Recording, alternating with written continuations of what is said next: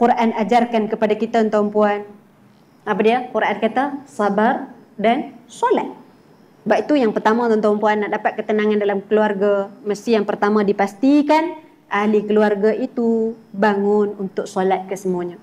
Kita kadang-kadang tuan-tuan, kita lebih mudah kejutkan anak untuk pergi sekolah, tapi kita susah dan kesian ke anak esok pagi, hari Sabtu, hari Ahad, nak kejut anak semayang subuh.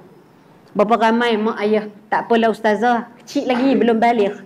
Tak apalah ustazah, dia dah penat seminggu bangun awal. Jadi apalah salahnya weekend-weekend biar dia rehat lebih sikit. Jangan tuan-tuan.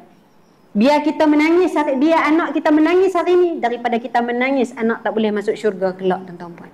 Sebab itu ajar daripada awal. Satu. Yang kedua tuan-tuan, nak tenang dalam kehidupan kita ini, Quran ajar kepada kita apa?